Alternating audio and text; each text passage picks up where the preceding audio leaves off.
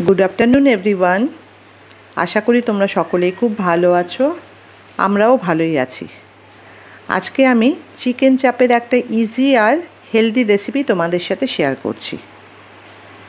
তো চিকেন চাপ বানাবার জন্য আমার একটা ঠিক মশলা দরকার, সেটা রসুন আদা।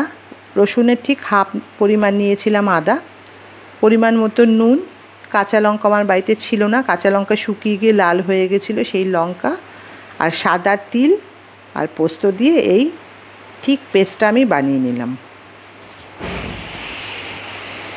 আমি চিকেনটা ধুয়ে আগেই একদম ড্রাই করে পরিষ্কার করে ধুয়ে ড্রাই করে রেখে দিয়েছিলাম। এবার এই মশলার পেস্টটা খুব ভালো করে এর সঙ্গে মিশিয়ে ম্যারিনেট করছি।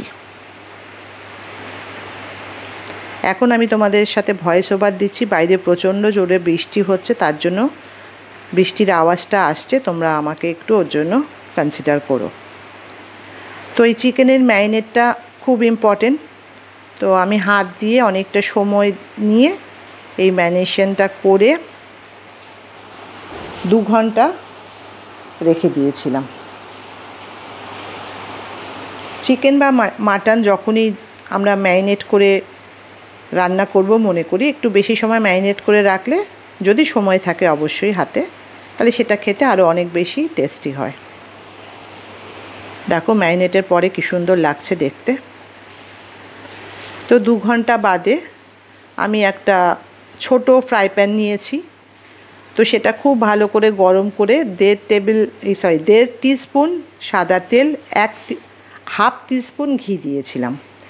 তো টোটাল 2 টিস্পুন আমার এখানে তেল ঘি ছিল। তো ওটা ভালো করে গরম হয়ে যাওয়ার পরে আমি চিকেনটা দিয়ে দিলাম, আর গ্যাসের ফ্লেমটা মিডিয়াম টু লো বা একদম লোতে রেখে ঢেকে ঢেকে অনেকটা সময় নিয়ে আমি কুক করেছি। এটা একটু টাইম টেকিং, তাড়াহুড়ো করলে হবে না, যেহেতু আমি তেল একদম কম দিয়েছি, তো এই কারণে আমাকে একটু সময় নিয়ে এটাকে রান্না করতে হয়েছে, মাঝে মাঝে খুলে উল্টে দেওয়া, এরকমভাবে আমার প্রায় 22 মিনিট মতো আমি রান্না করতে লেগেছে।